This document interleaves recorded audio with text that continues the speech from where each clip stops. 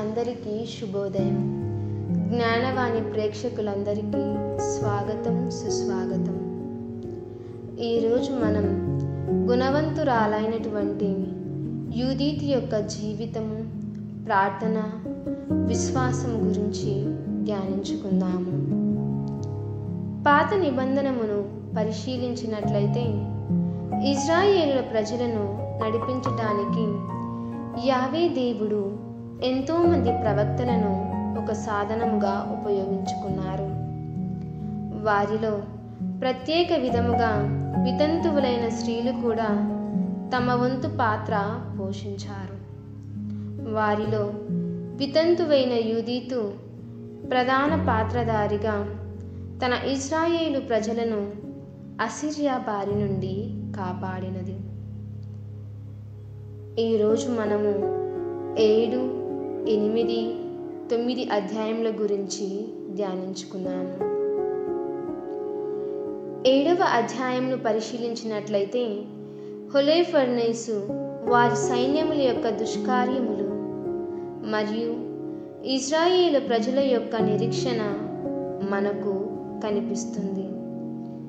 హోలోఫర్నేసు తన రాజు ఆజ్ఞ ప్రకారము ఇజ్రాయేలు ప్రజలను నాశనం చేయాలని తలంచి ఆ పట్టణంకు సరఫరా చేయు జలధారులను ఆక్రమించిరి. ఇజ్రాయేలు ప్రజలు తమ దేవునికి మొరపెట్టగా దేవుడు వారి మొరలను ఆలకించి వితంతువైన యూదీతును ప్రేరేపించెను. 8వ అధ్యాయం పరిశీలించినట్లయితే యూదీతు గుణగణాలను చూడవచ్చు. అందము కంటే ఆత్మ సౌందర్యము మిన్న, పేరు ప్రశంసముల కంటే ప్రార్థనా జీవితము గొప్పది. అలానే శత్రు నాశనానికి సంఖ్య, కండ, ధనముల కంటే దైవభీతి, దైవ అనుగ్రహము మిన్న అని యూదీతు తన జీవిత శైలి ద్వారా నిరూపించినది. నిరాశ, నిస్పృహలతో నిండియున్న ఇజ్రాయేలు ప్రజలకు యూదీతు ఒక ఆశాదీపమై వారిలో నూతన ఉత్తేజనమును నింపినది. 9వ అధ్యాయము పరిశీలించినట్లయితే యూదీతు చేసిన ప్రార్థనను ధ్యానించుకోవచ్చు.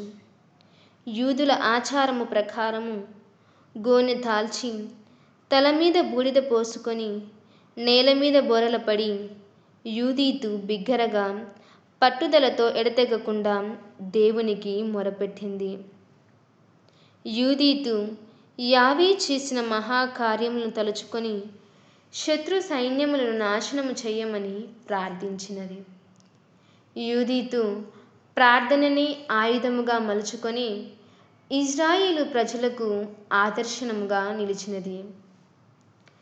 దేవుని ఉనికిని సకల జాతి జనులకు తెలియజేయుటకు యూదీతును ఒక అక్షయ పాత్రగా దేవుడు ఎన్నుకున్నాడు. ప్రార్థన. సర్వమును సృష్టించి పరిపాలిస్తున్న మా ప్రియ పరలోకపు తండ్రి, అన్నమ్మ గారి సభలో ఉన్న కన్యాస్త్రీలు అందరినీ మీకు సమర్పిస్తున్నాము. ఎలాగైతే యూదీతును ఒక ప్రత్యేకమైన పనికి ఎన్నుకొని వినియోగించుకున్నారో, మా అందరిపైన మీ కృపను వర్షపు జల్లుల వలె కుమ్మరించి మా పిలుపులను బలపరిచి మా అపోస్తలిక కార్యకలాపాలను దీవించి నీ మహిమను, ఘనతను వెల్లడి చేయు కృపను దయచేయమని ఈ ప్రార్థనను యేసయ్య అతి పరిశుద్ధ నామములో వేడుకొనుచున్నాము తండ్రి. ఆమెన్.